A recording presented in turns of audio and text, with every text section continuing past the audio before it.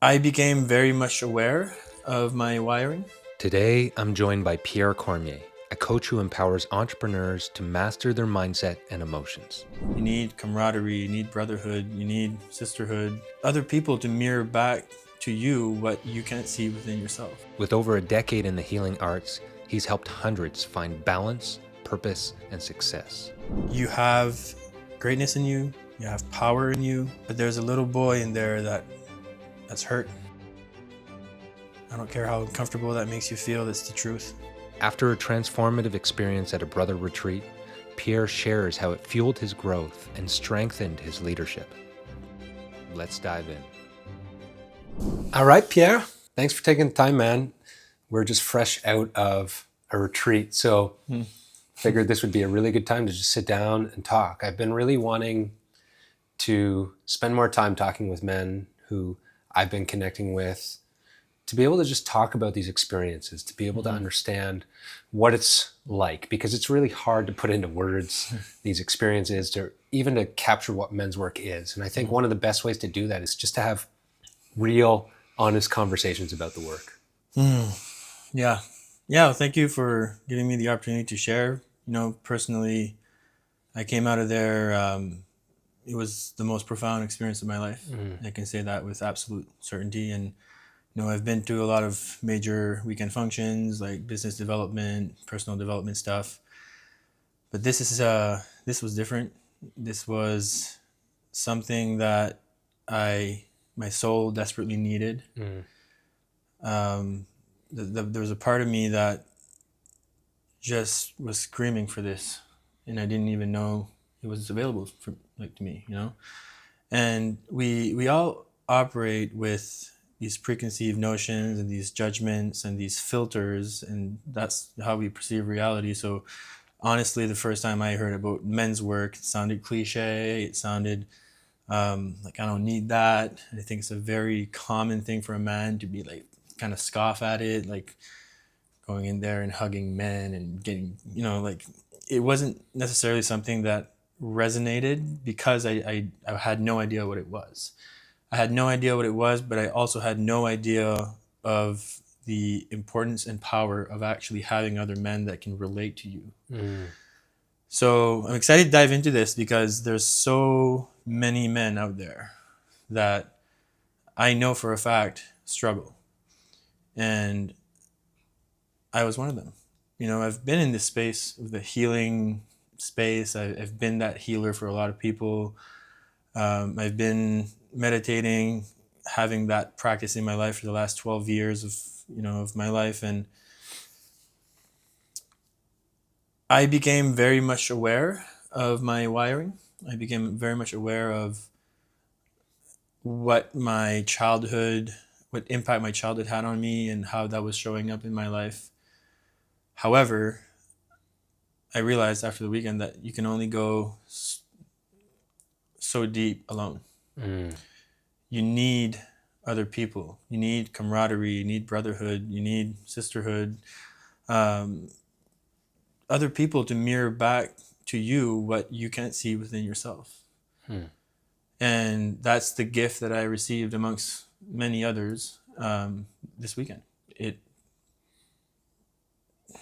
I'm going to do my best to explain what happened. Thanks, man. Let's try it and let's dive in. Yeah. So I've known you for a while now, and I know that you've been transforming people's lives and have so much to offer in the world of personal development and meditation, in developing an inner awareness as a means of transformation. And being human, there's always shit there. There's always work, right? And I'm curious, where did you find yourself prior to the retreat, prior to coming into this, both, with what you were offering and also what you were silently facing? Well, like you said, I guess let's just dial it back a little bit, and I want to share a little bit about my story, where I came from. So I'm the youngest of 5 kids at home. Grew up in a very high stress, high energy family dynamic. We're all in competitive sports. My parents basically gave everything up in their own lives to give to us. They were always on the road. There was just always so much chaos going around. And what I didn't realize, obviously, as a child, was that that was having a very negative effect on me, because I didn't have access to the fullness of my parents. They weren't able to show up for me unwaveringly, unconditionally, just being in that presence, because there was so much stuff going around, and there was so much stuff on their heads, just trying to survive, trying to hold forward and keep things together.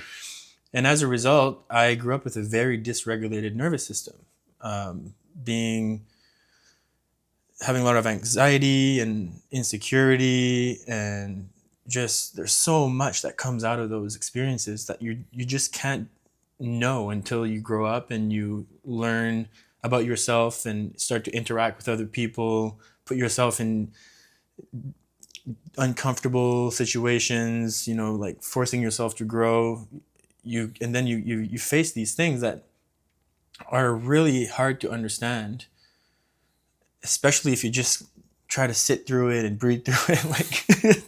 And that's what I did for a long time, right? And that has served me. It definitely has served me, because it helped me to at least cope with that discomfort, with that anxiety, with that stress, and I've learned to build resilience towards that. Where I was before this retreat is the last couple of years of my life have been the most challenging, transformative. I've really made an effort to push out of my comfort zone. What I really was trying to do is step into the man that I know I am. Because I've had these profound experiences in meditation where I've seen myself and my potential and why I'm here and the work that I'm here to do. And I've had a lot of very profound revelations about my purpose. But it was almost like that version of me that I knew that I am deep down, and how I was showing up was not congruent, was not aligned at all.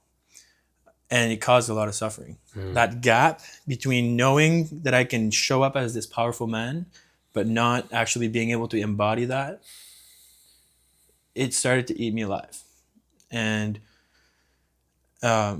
just for context, I started my own coaching business, actually going into the online space and pushing the limits as to what's possible for me, going into a different area, a different level. I hired a business coach who pushed me beyond what I thought was possible. And, 2024 was a massive year for me. But I was fighting this internal battle, this resistance. And it's the idea that I was sharing, where I felt like I was starting to actualize that potential, but I was always coming back to self-sabotage. It's almost like as soon as I was close to that glass ceiling, I would do everything, even like not consciously, I would do everything to sabotage that and bring myself back to self-pity, to certain addictions, to substances, everything that I could get my hands on to bring me back to this place. And I didn't understand why that kept happening. And when you don't know and you don't have clarity, it's very frustrating. Yes. And 6 months ago, I met a successful business owner, and we ended up partnering together. And that has been, again, another invitation into a different level in my life. I very much look up to this person as a strong role model. He shows up with confidence and charisma, and he's been operating his own business for the last 7-8 years of his life. And I'm new in the game, and I'm seeing him running his business and doing all these things, and it was bringing up a lot of insecurity in me. It was bringing up a lot of self-doubt, a lot of things that I didn't fully understand. So this is where I was before going to this weekend. I had been dealing with this pain of just self-sabotage and not being able to just bust through that resistance and just do it. Just step into that man, step into that person.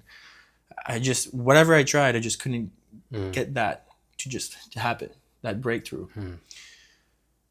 And I didn't realize, but all this struggle led me to kind of not be in my body.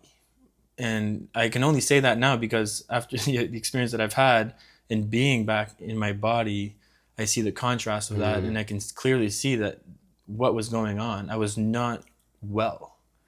Even though I had been the rock for people and giving them, amazing tools and providing a space for them to transform, the common theme that had been coming up lately was I can't even show up for myself that way. I can't even heed my own advice. And I felt like a traitor, like a imposter. Like, who am I to teach these things when I'm not? I can't even own up to that. I can't live up to that. Telling people to do X, Y, Z when I have done them, but I'm not consistent with that in my own life. So that sabotaged my ultimate success because I couldn't step into that person. I couldn't feel comfortable being in that energy. And it led me to, a lot of financial struggle because not believing in yourself, I wasn't taking the necessary actions to move my business forward. And it's been a very dark, tough period of my life. Thanks for the honesty. Yeah. That it takes a lot just to even recognize and to name it. And it's not something that's really practiced, especially as men, just put it up, I'm fine, right? How you doing? Fine. Yeah. And what I've started to learn in men's work is fine really stands for fucked up, insecure, neurotic, and emotional. Unstable. Right. Frustrated. And so just push it down and keep going. And, one thing that was coming up as you were speaking, something I think about is our nervous system will always default to a familiar hell rather than an unfamiliar heaven. Yeah. Again and again and again. And it's really at that root of the operating system. Yeah. Just replaying the same patterns and the same stories and beliefs that I inherited as a child. Yeah. Despite knowing better, doesn't mean I can do better until I start to really shift that underlying operating system. Yes. And not only are you leading in business and in life, but you're a new father to a young little boy and a fiance. And I imagine that also carried a weight and responsibility as, Massive. A father to a little boy coming into the world. Like, how am I going to show up as a man for this little guy? You want to share a little bit more about that? Yeah, let's go into it. Even though it's a very sensitive topic, very raw around that topic, because bringing a human being into this world is the most profound experience a human being can go through. Seeing, that he's half me, half my partner, and feeling an unwavering sense of duty and responsibility.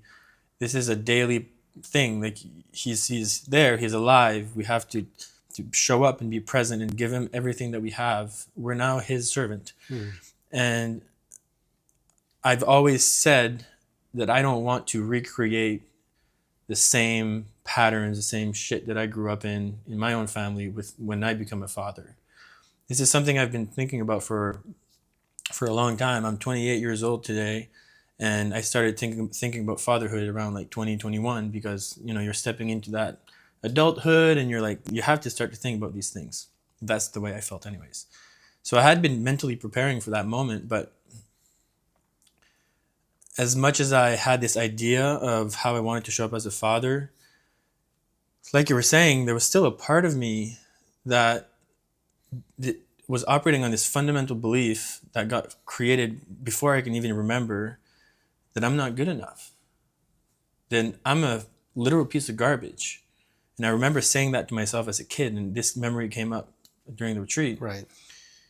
And now I see that much more clearly, that the reason why I was self-sabotaging is because that's what my body believed that I was worth.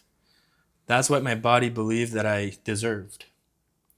And so, like you were saying, and actually I love that quote, the one that I first got exposed to that concept by Tony Robbins. He calls it the emotional home. Right.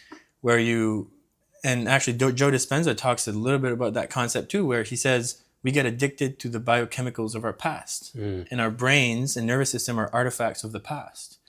And that's what I had not been able to break through, is how do I override this overwhelming sense of not worthy? How do I actually reprogram that and train my body to just believe that I'm worthy, that I'm good enough, that I can do this, that I can do whatever I set my mind to? And it's easier said than done. Like, you think, oh yeah, okay, I can sit there and imagine myself and meditate on it and write on it and do all the journaling. Like, and I've done that, like, very, put a lot of effort and time into that, trying to step into the best possible version of myself. But there were just some things that I was blind to. I just didn't know. And you've known Fabien, this businessman you spoke of, both of one of our best friends, who's been a mentor and, a huge inspiration for both of us, who's been very involved and active in this work. And you've known me. Yeah. And yet still, there was some barrier, some resistance that you spoke about in that earlier piece. I'm curious to hear more about that internal resistance. Like, you knew two men that had been doing this work, and even still, it's like, I don't know if this is for me. I'm doing all the other meditation. I'm doing all the other practices. You want to speak a little bit more about that? Because I know for me, that certainly resonates prior to me getting into men's work and having no idea what the fuck that is. Yeah. Tell me more about that. Yeah, for sure. I mean, like I mentioned earlier, we all see life through the lens of our past experiences. And we all hold judgments and projections, and the world that you see outside of yourself is a direct reflection of the world that's within yourself. And so I grew up with, being the youngest. I had three older brothers, but two of them that were like, 7, 8 years older than me. And they were my role models, and they instilled certain beliefs and kind of cynical beliefs about life, and not necessarily respecting other human beings, like saying, just, not consciously trying to hurt other people, but, just the man lingo of just like blah, blah, blah, blah, like throwing out words that have no meaning, but that creates an impact on a young person. And when I heard, when you hear the word men's work, there's all kinds of things that can come up in your mind. There's all kinds of ideas, and there's going to be images that flash in your mind. But my challenge to the person listening, and what I experience, is pay attention to what comes up. What's really coming up for you when you're faced with this idea of doing men's work, of men's retreat, of like, what's alive in you when you hear that? And now more than ever, after going through the weekend, which we'll dive into a bit more in detail later, but I have clarity around what was going on in my mind. And I was holding judgments around, like, towards you, towards Fabien, and all these things. What I realized is that was just my own insecurities. That was my own fears of, it's like my ego trying to protect me, trying to protect this identity that I've created. And what tipped the scale for me, what got me to actually go and pull the trigger, is spending time with you guys and just being around you, and you guys modeling that, and going through getting a taste of those processes, practicing radical honesty, sharing how you truly feel on a regular basis, owning up to your word, holding each other accountable, being willing to break yourself open for others to see. All these things were being modeled. And I saw a lot of value in that, and I saw the potential. Another main reason is my father actually took the leap and took the lead, and went at two of your retreats. This is a sensitive, something that strikes deep, because the transformation I saw in my father was night and day. He, after the first retreat, he was able to release a lot of trauma from his childhood and just let emotions out of his body. Something that I, being his child, being his son, and developing myself, evolving, and looking at him, and he wasn't moving at the same pace. He wasn't necessarily willing to step into that and to delve into it, because there was so much there to unpack, and it was overwhelming. And he always told us, like, I'm going at my own pace, and I respect that tremendously. And his own pace led him to where he is today. And you know, it's seeing, having being brought up by a father who was clearly holding on to a lot of stuff, and just having, I know his upbringing. He lost his mother at 4 years old.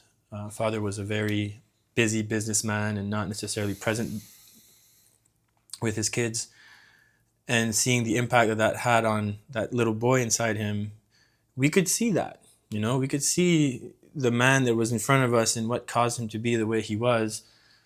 But when he came back from that retreat, and he came at my house, and we sat down in the living room, and what I saw was a man that was at peace. I had never seen him like that. And it was a turning point in my life, because it's almost like being in that presence, seeing him having resolved a lot of that trauma, gave me permission, and it changed me. It did something to me in a very profound way, because I'm carrying a lot of that baggage too. And as he transmuted that and let go of that, then it was a lot like a little weight lifted off my shoulders too. So he went to a second retreat, and again, it had another profound effect on him. And so I knew that it was just a matter of time. It was just a matter of time. And then I started hanging out with you guys and spending a lot of time with Fabien and hearing his stories and hearing. He didn't share that much, but he just shared enough to let me know that this is something of value. And I felt that. So one thing led to another, and it lined up for me this weekend. And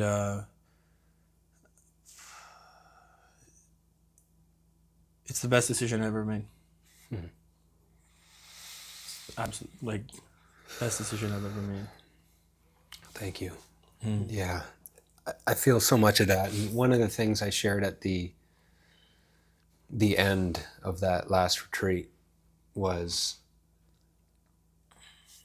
as we leave here, we're going to be really inclined to want to share about this experience with others, and we should. Yeah. And the best thing I can do is to show it, to embody that, to be the message that I want to speak. And it means a lot to hear from you that you could feel that, that you could feel that coming from us, coming from your father, who kicked down the door and leaned in and started to do this work. Yeah. And to show up in a different way, because one of the biggest pieces around masculine leadership is that it doesn't require anybody else to change for me to lead.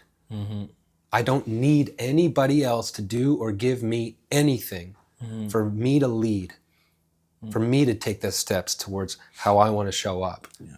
And as I step into alignment with my truth, with my reality, with courage, with authenticity, with vulnerability, I create ripples, seen and unseen. And as I continue to do this work, I deepen into that trust because I see it around me. I'm cutting out all the bullshit. I'm cutting out all the baggage. And I'm surrounding myself with inspiring people who hold me to a standard that society just doesn't have. Because the bar is so fucking low around. And being around men who see me for who I am and for my potential and for the possibility of what I can do with this beautiful, blessed life that I've been gifted, and don't let me settle. Man, what a gift. And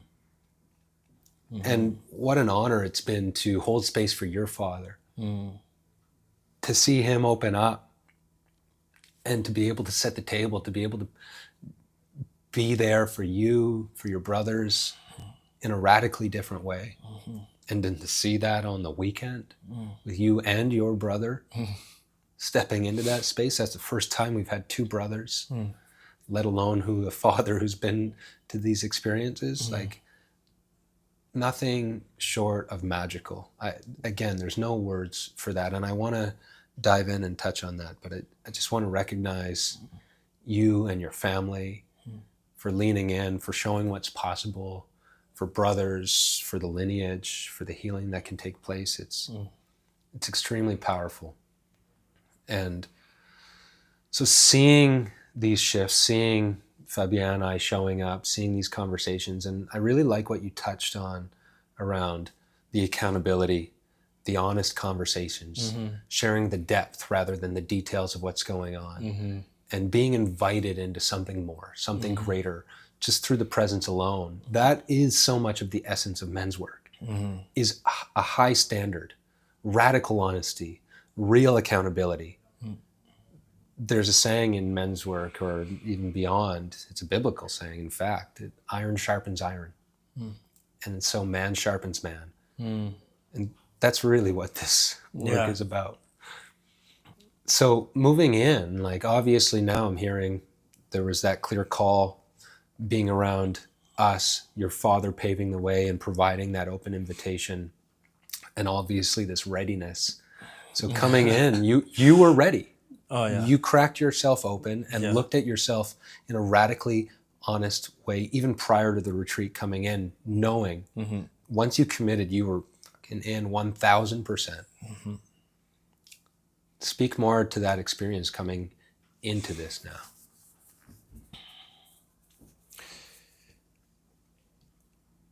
I struggled alone for 10 years. It took me 10 years to actually open up about certain addictions that I have, and I felt a lot of shame around that. I felt devalued, I felt gross, I felt all the byproducts of low self-worth, not believing in myself truly. And that time spent in pain, and that awareness of that pain, and the time spent trying to resolve that pain, the money spent, made it so that I was just primed and ready.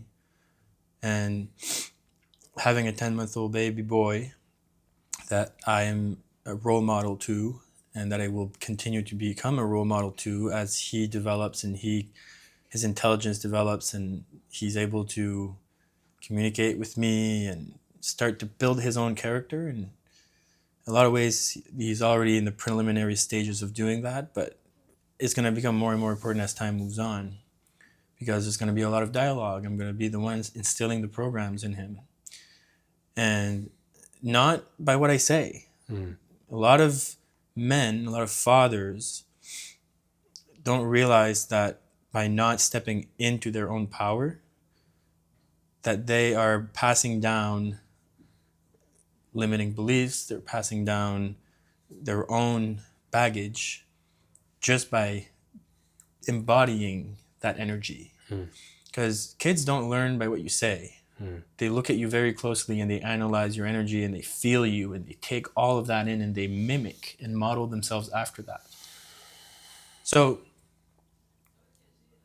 there's a big difference between thinking you're a man and embodying that man.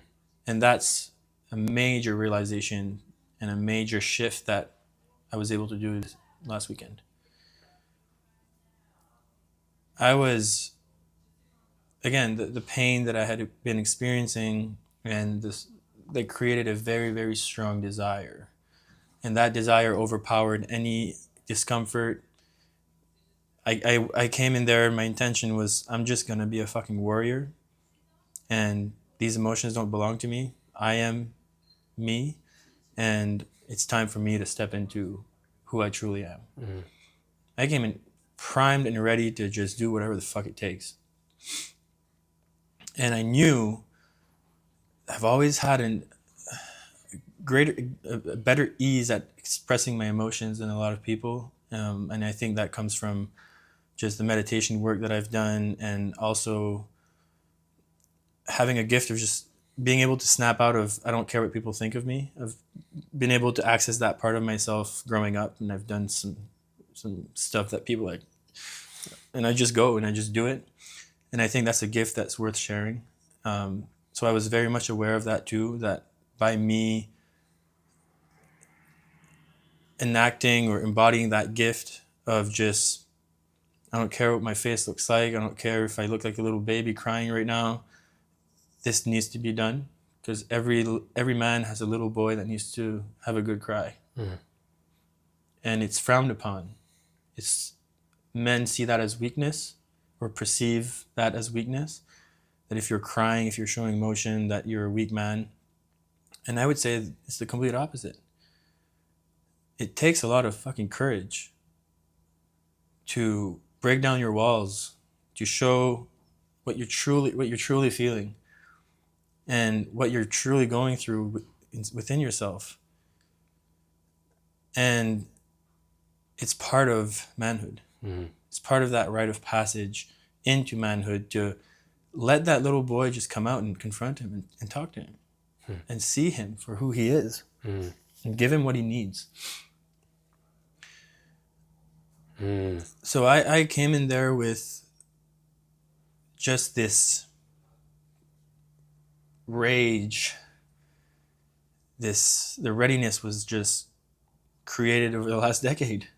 It was palpable. It was palpable. And, before we dive in deeper, I just want to touch on that point, because I think something you're saying is really important to highlight, and something our ancestors knew very well is the value of initiation through different stages of life, and the value of a rite of passage, and how important it is for young men to be able to be initiated into manhood, because it's a distinct shift. It's a distinct phase in life, from being cared for, being nurtured, to stepping in and starting to be a provider, starting to be somebody who is self-led and can take the lead and full responsibility for their choices. And that is a marked stage of life that we don't honor anymore in our cultures. But every ancestral culture had some form of rite of passage. And for me, these men's retreats, ones that I've led and both also participated in, have been a form of modern day rite of passage, a reclamation of something ancient in a modern world, and an opportunity for us to actually be initiated into adulthood.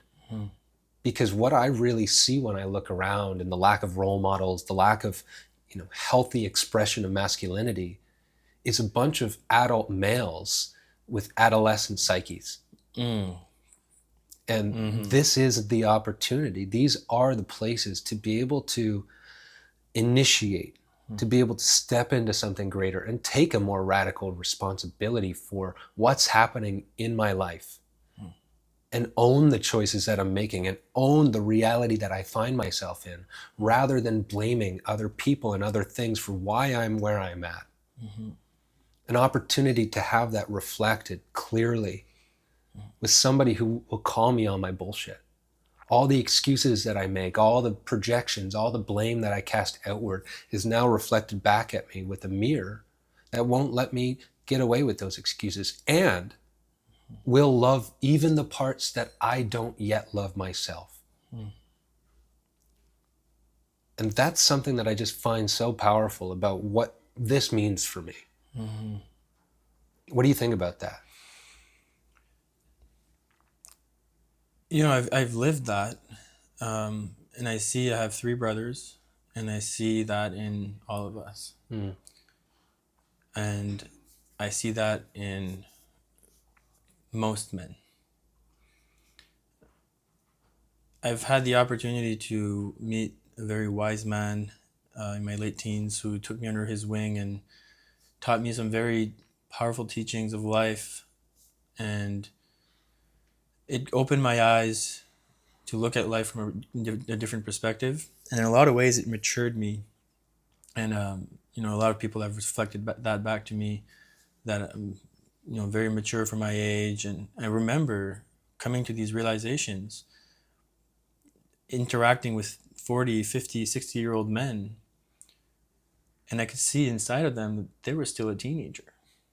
Even, don't let your eyes deceive you. The man might be in a 60-year-old body, but if he hasn't changed in 60 years, he's not 60 years old. He doesn't have the 60 years old of experience in his life, because he's been the same way, thought the same way, felt the same way, did the same things. Therefore, he's stuck in his past. And that's tough. So a lot of mental health issues, emotional health issues in men stem from a lack of support and a lack of awareness of, I guess honesty would be the, like, being aware of what you need to work on and then confronting that. It's uncomfortable. It's uncomfortable. That's an understatement. Yeah. It's to be a man and to get to your 40s, 50s, 60s, and to have to look at yourself in the mirror and accept the fact that you've been lying to yourself, that you haven't been stepping into your power, you haven't been showing up for your family the way that you know you can, that you haven't been able to provide the stability and the strength and model that behavior. It's a harsh reality to accept. But what I found in this setting last weekend is 20 men who saw eye to eye, who did not judge. I mean, there was judgment, but we had the opportunity to address that, who were there for their own healing, for their own purposes, and all shared very similar stories. And what that did for me, being in that setting, hearing other people's stories, is make me clearly understand my story. And I could take some pieces out of all those stories and relate them back to my life. And hearing all these men that are all dealing with that exact same thing that I just described, where there's a part of them that's stuck in the past. There's a part of them that hasn't graduated into manhood yet, because we don't get those opportunities. The way the system is built in society is just go, go, go, go, go, go, go, and you just try to survive. But now we're in an era where we do have tools and we have increased awareness, and there are men doing the work, and the work, capital T, capital W. It's the work that needs to be done if we are to keep evolving in a healthy way and being able to keep striving towards our full potential as men. And as I was sitting there soaking everything in, it was changing me from the inside, because I realized I had been trying to go at this alone this whole freaking time. And that was one of the major holdbacks. Like, it's what was really holding me back, is not reaching out for help. Not, feeling shame around that, feeling like, who's gonna be there anyway? No one understands me. Like, having all these stories in my head, like, I can figure it out alone. I can just, I'll do it. But I was lying to myself. I could not do it alone. And saying these words out loud right now, like, it's very foreign, but it sits true now. It sits true in my being. And it feels comfortable saying that, because I know that there's 19 other men that were there that all share the same feeling. And they're all able to accept that and confront that in this safe container. So there's so much waiting for us on the other side of this work. And my hope is that whoever's listening to this or watching this, if you're a man and we've hit your heartstrings so far, and we've spoken to your pain, and you can understand and relate to what we're saying, heed the call. because your family deserves the full you, your kids deserve the full you, your brothers, your sisters, your parents, whatever higher power you may believe in, all of those forces want you to be the full you. Mm. And no matter what you feel or what you believe, this is truth. And I say that because I've been there. I've experienced that exact shift, and I struggled for well over 10 years, well, my whole life leading up to this weekend, to just to accept that truth that, man, I just can't do this alone. I can't figure it all out by myself. And that the shift that created in me, just that alone, just if it wasn't even for the processes that we went through, just that alone, knowing that I'm not the only one going through this struggle and experiencing that and hearing the stories, and just that alone, like I would have had enough value to leave and be like, okay, I have something to work with now. But it was, Beyond. There's so much that went down that the action part, the active work, which is what really shifted things for me. Yeah, and I want to get into that. And I just as you're speaking, what comes up for me there, well, a couple things. Like one is around shame. And shame is something that every man carries, everyone carries. And it's something that we get really good at hiding. Because at some point in my life, my authentic expression was shut down. And I learned a different response. Rather than express myself authentically and share my full heart and my joy and my passion with the world, the pain, I don't want to face the pain of that rejection. That pain of being told I'm too much, or to go to my room, or I'm a bad boy, or whatever, insert whatever context. I learned to override my authentic expression, my genuine voice, my gift for this world. And that's a pain that all of us carry. And until I started leaning into this work, it's not even something I realized how deep I buried that. I got really good at walling it off. Yeah. And seeing the men share their stories, and though the context is different, the underlying essence is the same. The experience is the same. It is. And the pain of that, and recognizing I'm going to repeat the same goddamn thing in my life until I get to the root. Yeah. And I change from the root up. Brotherhood for me really shortens the gap from when I fall flat on my face to when I pick myself back up and remember who I am and why I'm here. And I need that. I'll always need that.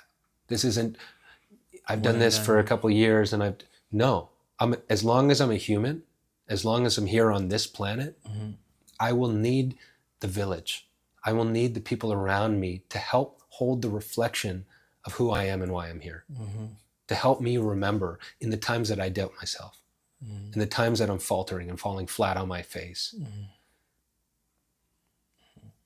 That's so much of the magic of this work. And leaning into that, we experienced a lot of that on the weekend. A lot of opportunities to be raw, to bear it all, to put it all out there, to share the things that I don't want another man to know, to tell another man what I've been avoiding in my life. Tell me about some of the change and transformation that you experienced on the weekend. So as I mentioned, there was a rage inside of me, a readiness, and a very deep awareness as well of my upbringing, and as I mentioned, understanding the dynamics between how my mother and my father brought us up, how they were brought up, and it goes down the chain, right? And gaining more information on our lineage and just all of that information over time gave me a very clear picture of my internal workings and what was holding me back. So I knew that there was I felt like tension in my stomach, deep in my belly, and it even manifested physically over time. discomfort, resistance, tension, and I just couldn't put a finger on it. And the processes that we did over the weekend allowed me to do something I've never done before. And I had dabbled in it. I had some experiences where I released some childhood traumas, but having gone through all those processes in that safe container and being pushed, just, keep moving through the process, allowed me to release this tension. It allowed me to release a lot of anger that I had stored. And I'm not an angry person. I'm not an aggressive person. I'm a very peaceful, loving guy.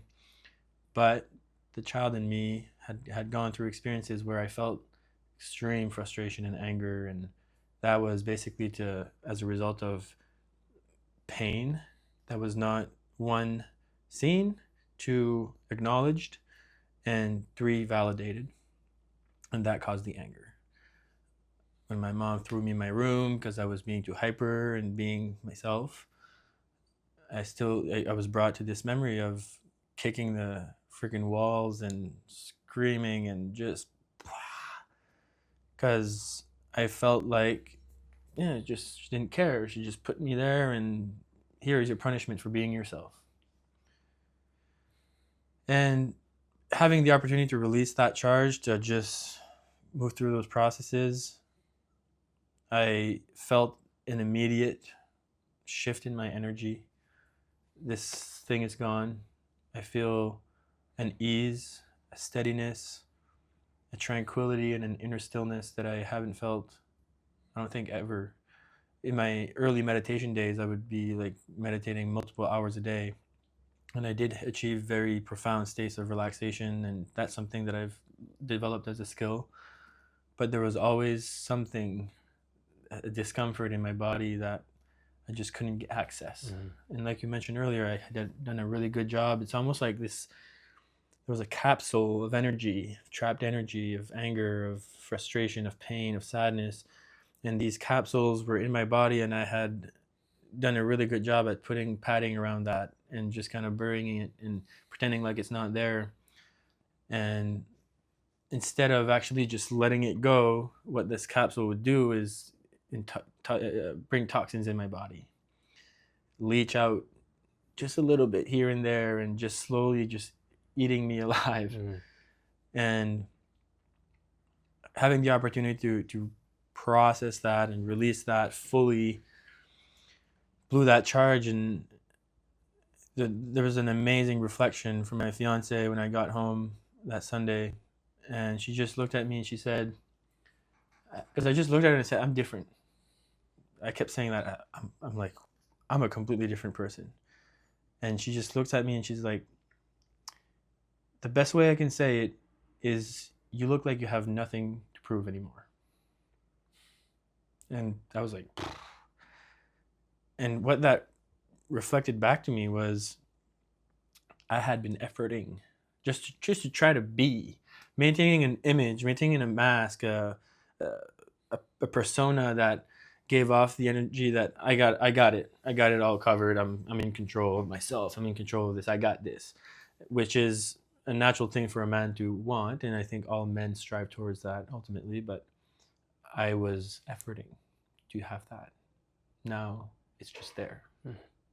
And the way that I've been showing up since then, the difference is night and day. Like, I feel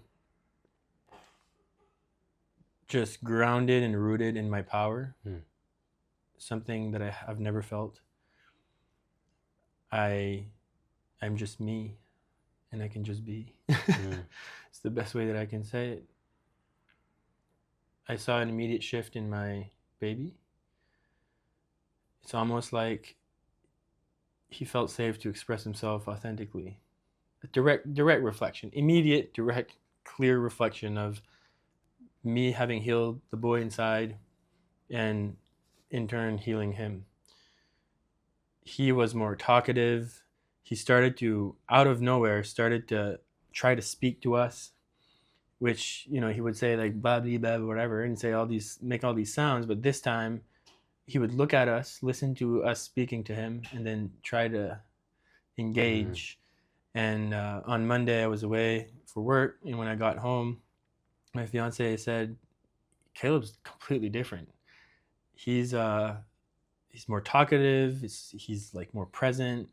He's more joyful and playful, and it even had a direct impact on my fiance because she also struggles with self-image and confidence and self-worth and feeling like her art, her craft, her passions are worthy, are valuable. And out of nowhere, I come home and she's like, "Yeah, I'm starting this new project," and basically sharing that she's gonna earn money from her passion, and she was okay with that. Whereas before, like, ooh, it was like this very you know, a lot of discomfort there, a lot of resistance, and I didn't realize that, but I was being like that. I didn't believe fully in my ability to create my dream business and to step into the dream person that I want and make my dream a reality. I didn't genuinely think that I was worth that success. And I didn't fully believe that I'm able to render useful service and get compensated for that in abundance. And there was a lot of things there to explore, but as I created that shift and stepped into this power and embodied that and just settled into that, it just changed something inside of me, and I now feel just ready to take on the world. That's fucking powerful, man. Mm-hmm. Wow. Mm-hmm.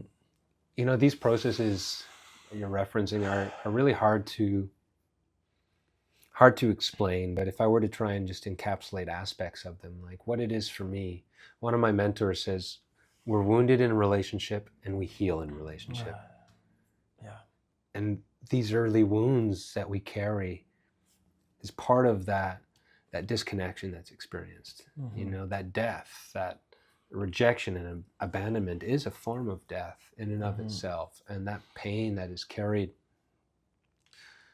when we go there in these processes, it's an opportunity to get clear, like, what are the core wounds and the messages that I've carried in my operating system that I'm replaying all the time, that I'm manifesting in the world around me, just playing out, finding reasons to validate why that story is true. And it's an opportunity to get clear on that underlying message and to bring it up, to really bring it to the surface, to feel it, and to get that nervous system to the same place it was when it hit that traumatic response, that intense elevation within the nervous system, and to let it out, to express it, to give it a chance to complete the cycle that it never did, because it was trying to be socialized, to be the good boy or the good girl, and to really complete that response in a safe environment for once. And within that, being around other people who don't judge it, who can hold it, who have the capacity to hold it, and just be there with it without needing to fix it or give any advice or diminish your experience, but to just breathe and to regulate with rooted feet and an open heart, to be there with you as that comes up, and to be co-regulating in those experiences. That is so incredibly healing, because it works at the level of the mind understanding the story, but then also at the somatic experiential level to play it out, to complete the cycle, and to insert a different narrative in there, to really like rewire the operating system.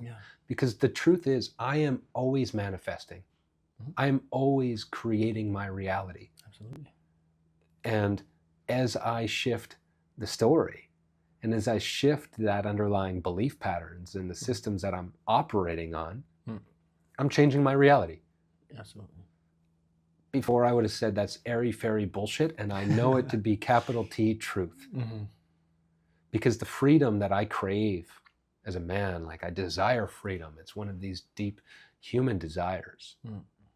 And what I've learned about freedom now for me is that when I'm craving and seeking a sense of freedom. It is the ability to choose my response in any given moment.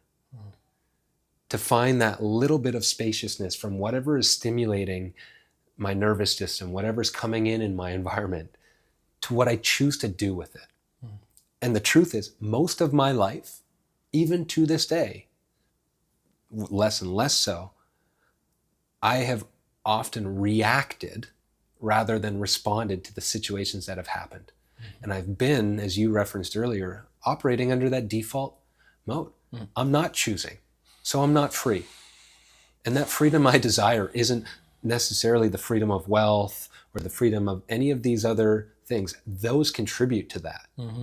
But the real freedom, the ultimate freedom I desire, is the freedom to choose my response in any given moment. Yeah. Well, yeah. That resonates very deeply because, of course, I've gone through that exact thing, and feeling powerless, not being able to deliberately choosing by default, and making decisions that go against my beliefs, which is really messed up when you think about it, because you know better somehow or for some reason, and we know this reason now, you make decisions that counteract that go against that go the complete opposite direction. And this cycle of self-destruction and self-betrayal of saying, I know that I should be doing that, and I'm going to do that, and I'm going to make things better, but then turning around and doing the complete opposite. That cycle as a man, feeling powerless, feeling lack of control over yourself, is extremely detrimental to your sense of self, to your ability to just be strong within yourself, to be powerful, to show up grounded and present, because you don't trust yourself. You don't trust your ability to say one thing and stick to it and follow through on that commitment until that's, like you're saying, that cycle is complete. And I've lived with that, and I say I've lived like everything is fixed. It's not. I still live with that. It's just that I've risen above it. I've gained a new perspective on it, and I've released a lot of that weight, so I can now see clearer, and my perception around it is it's completely different. So moving forward, I have been observing that, like you were saying, it's not that all my problems are fixed, but the voices that keep me stuck are not as loud. It's like whispers now, and I'm just like, I can just focus on what I need to do.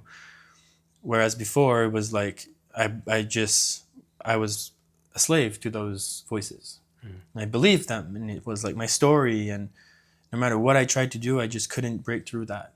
And it kept me stuck, powerless, and then the cycle of self-betrayal, self-destruction just kept going and going and going. And it was hurting my relationship, it was hurting my baby, it was hurting my family members, and ultimately every relationship that I went into. Yeah, I feel that hits home. One thing for me too, I've always been, a high performer, and I've achieved a lot of things, and there's always been this like underlying emptiness. And one thing I've been shifting is from doing to being. And that's taking on a whole new meaning for me, even in the last few months. What I'm realizing, like, yes, I still need goals. I want goals. I want to be able to have forward momentum and discipline and actually have clear understanding of what that looks like day to day, month to month, year to year. And I can just get caught up, as I have almost my entire life, in the busyness of the day to day, checking boxes and doing things. And while that might move the needle in my life, something far more powerful and more potent that I'm tapping into is becoming. Like, who am I being moment to moment? And as I get clear on the vision that I hold for myself as a man, like, where am I going in life? What does that look like? What does that feel like? Who am I with? How's that feel in my body? and an opportunity to meditate on that, to visualize that, to bring that in and connect with that man. And then who is that man? How is he showing up in the world? What is his characteristics? How does he speak? How does he behave? And to actually pull those qualities, those characteristics into the present moment, I'm collapsing timelines. Because, the reality is that vision that I hold, the reality that I really desire, the thing that's stopping me is just stepping into becoming the man that's living that. Because as I become the man who's living that reality is here. Here and now. And the reality is, all of that exists in this present moment. Time is an illusion. And if I can call in that future self and the counsel, the wisdom, the guidance of the elder version of me who has already lived that, all of life's potential exists here in this moment.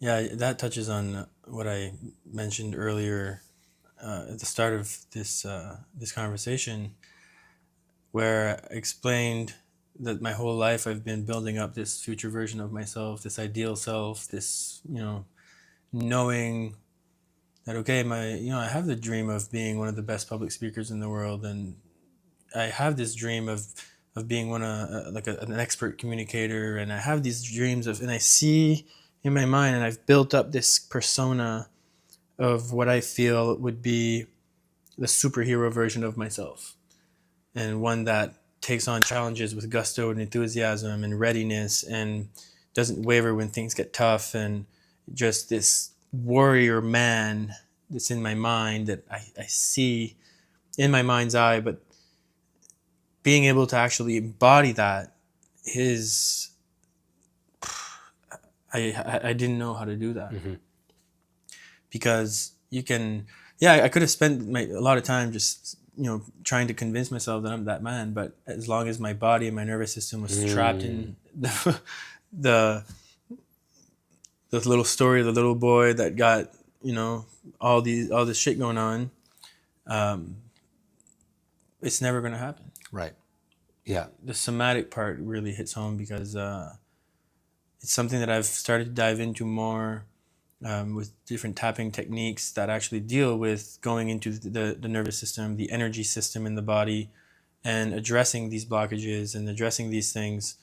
And I realized, the spiritual work, energy work is really powerful, but where transformation really occurs, transformation is not change. There's a difference between a change and a transformation. Transformation is a permanent change. Because you can make a change, and I've experienced that, and I've seen most of my clients go through that, every single human being. When you're trying to change something in your life, there's these waves, these cycles, these ups and downs where you're like, yeah, I got it, and then you're just wake up one morning and it's gone. And you have to constantly work at it. Where transformation, you go to the root and you make the shift there. And like you were saying, you're almost collapsing time because you're going back to the past and changing what happened there in a way. And that affects the whole timeline leading up to present moment. And we're so freaking powerful, man. Like there's so much we can do with this mind, this body, with our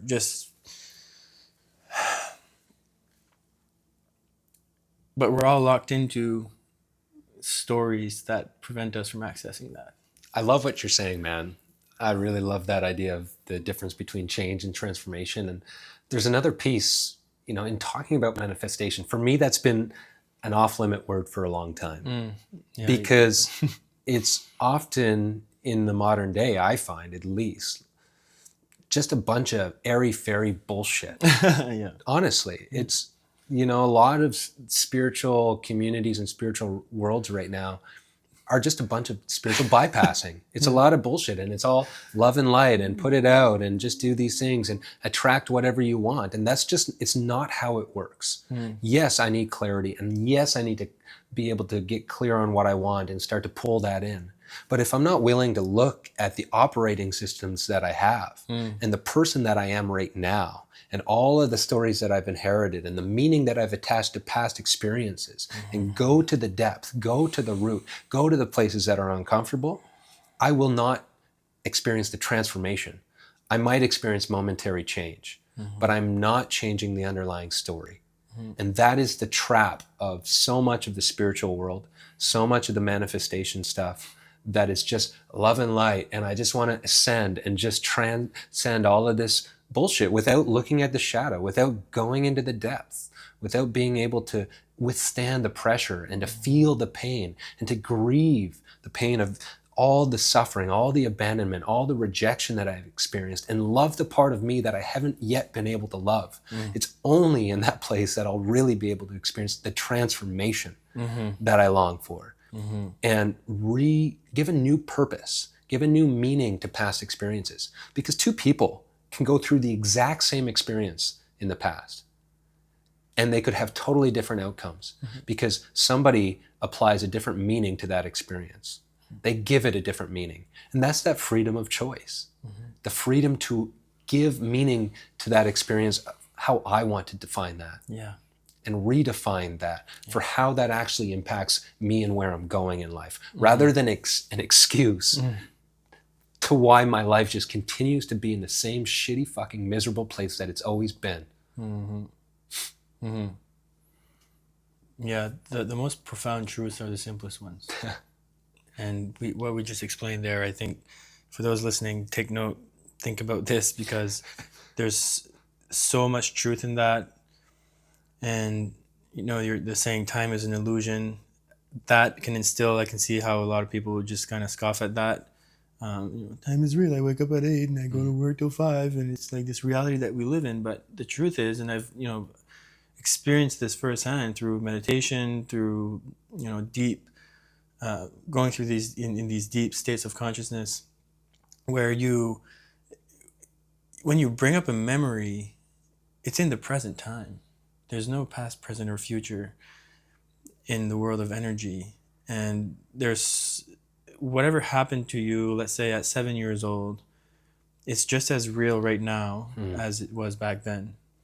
And there's a saying that has served me as a North Star for me. That is, you can either choose to remember the things that happened to you as it really happened, or as you would have liked them to happen.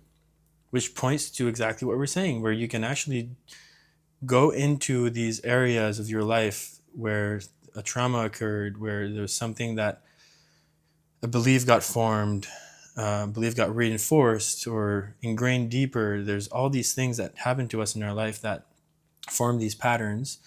And you can go to the source of that, and with courage, with the right container, with the right frameworks, with the right environment, be guided to that and give you an opportunity to redefine that script, to change that story from where it started. And what happens is, all along the chain, if there's a root belief that I'm not good enough, and there's 1,000 different, probably 10,000 different situations in my life that prove that was true, through interactions with other people, through interactions with your own self, with making choices and, proving to yourself that, okay, yeah, I'm not good enough, I'm not good. And you reinforce these patterns. What happens is, when you go to the source of that whole chain of events collapses. And I say that with knowingness, because that's exactly what I experienced at the weekend, last weekend. I now feel like my childhood is clear.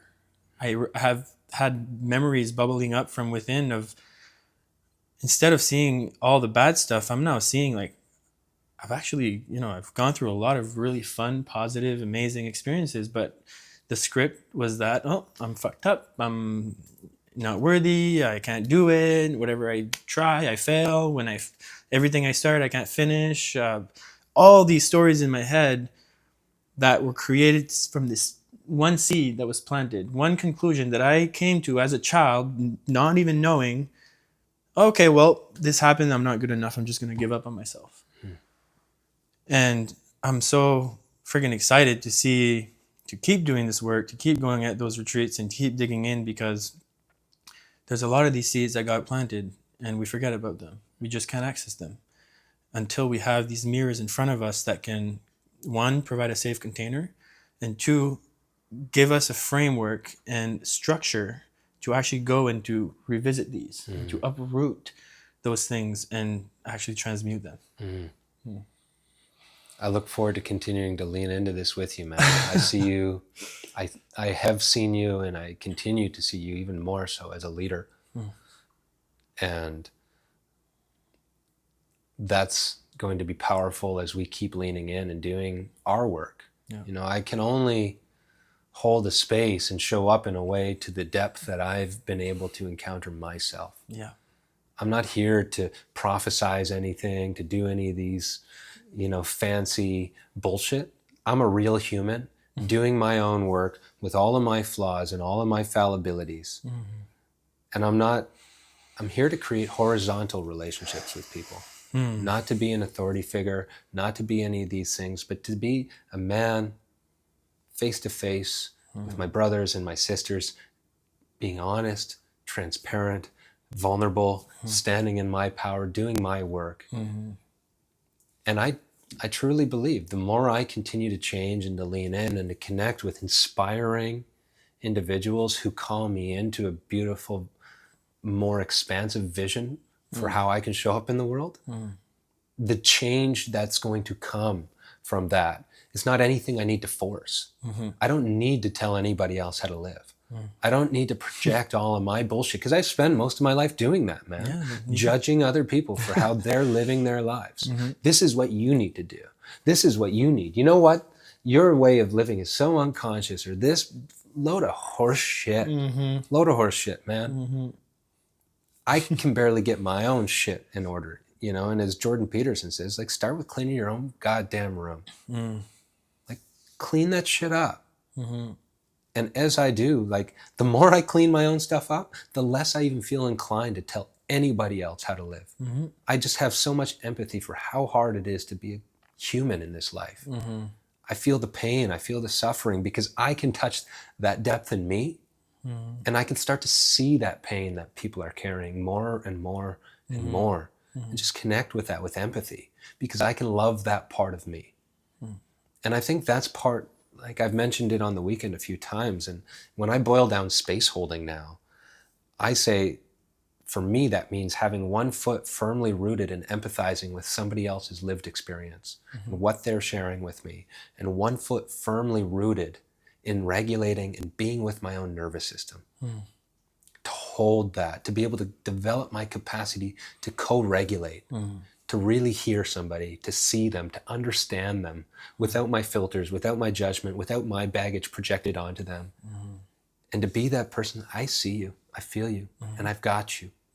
Without needing to give advice or to tell you it's going to be okay, or to diminish your experience in any way, because that's what I spent most of my life doing. Steamrolling people's experiences and thinking I'm helping. What a load of horse shit. Yeah, I can relate 100%. Yeah. You can only bring people as far as you've gone yourself. And a proof of that is I sat down with one of my clients on Monday. Came home from the retreat on Sunday. Sat down with a client on Monday that he's got a lot going on. And I was struggling to get to the root of what was going on. And it's very interesting what happened on Monday, because as I shared my experience, as I shared vulnerably my struggles and why I went to that retreat, and I just shared, I just laid it all out on the table.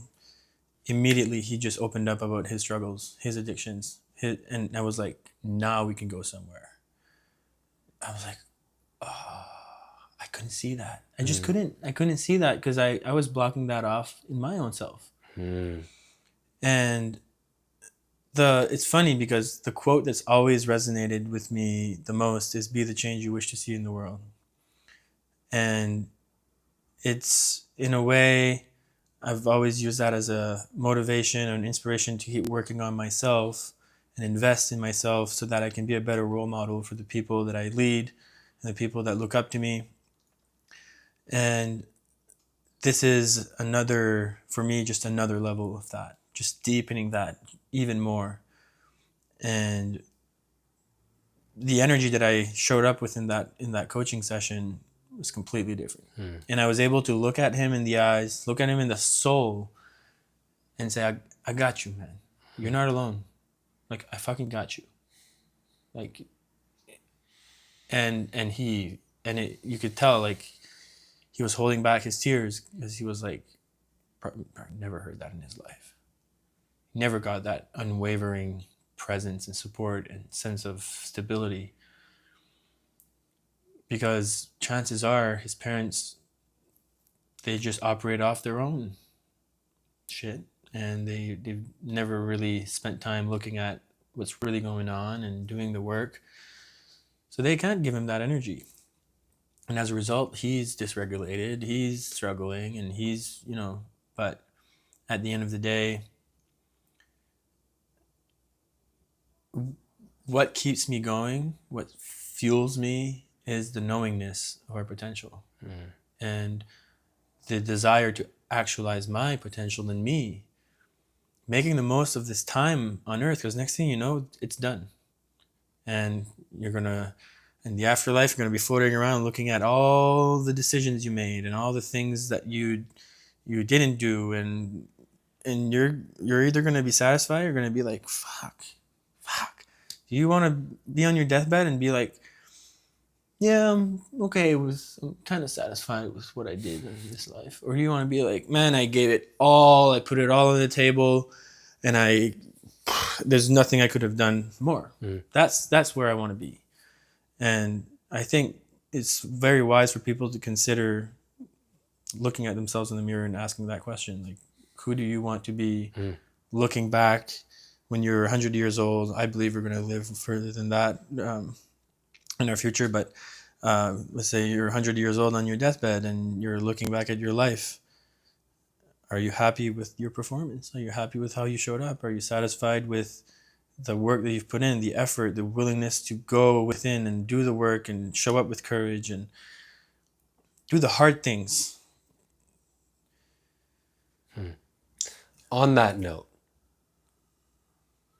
what would you tell somebody who's still listening to this right now, who's listened to all of this and considering or not considering attending a retreat? What would you tell them, man?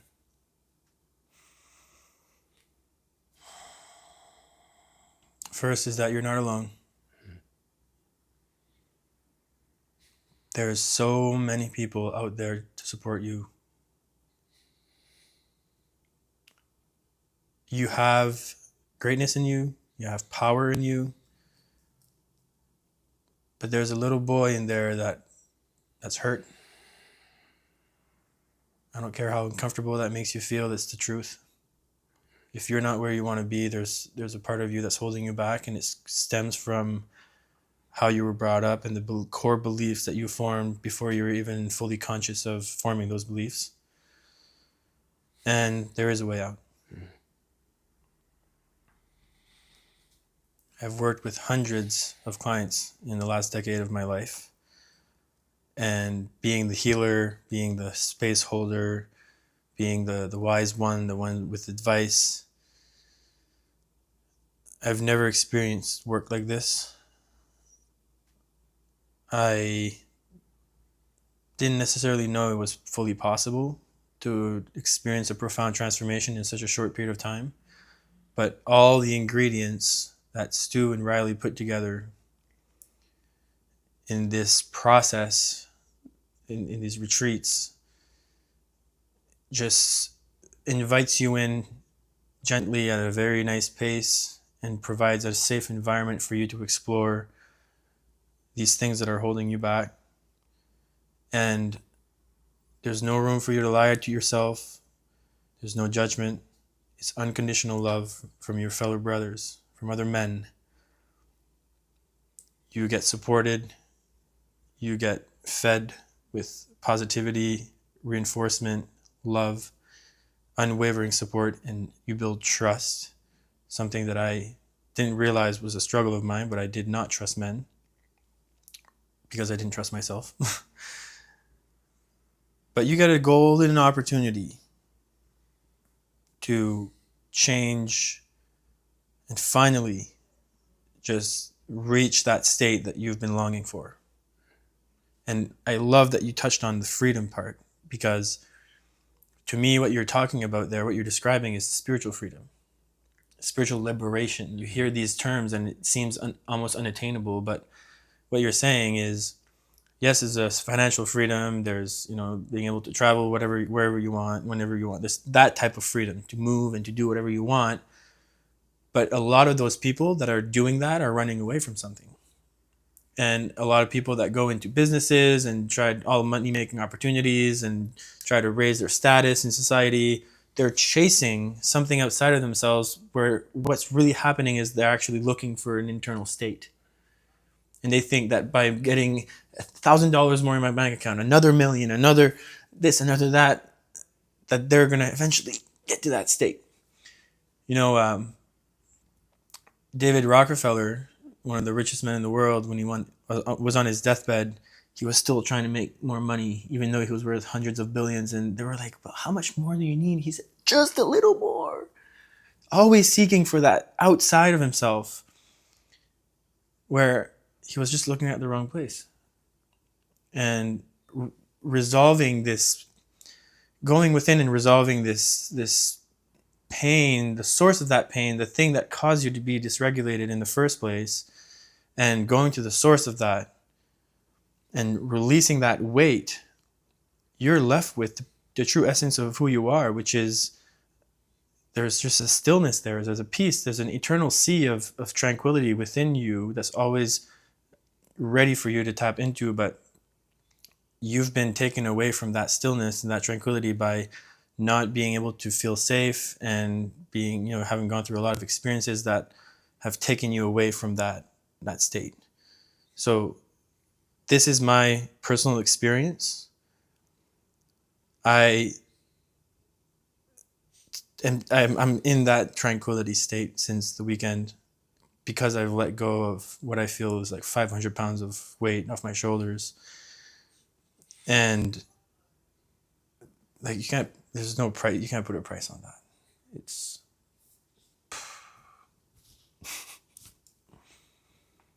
Pierre, it's an honor to be on this journey with you, brother. Absolutely. This is just the beginning.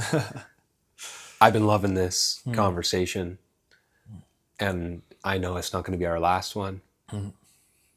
We're going to continue to co-create, continue to have deeper conversations, to keep peeling back layers, to share our work, our process, what's happening within us as we continue to evolve, to learn, to grow, to stand in our own power. And I look forward to keep leaning in with you, brother. Yeah.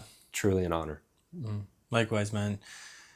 I just want to say, I think it's really important that I take the time to recognize you. And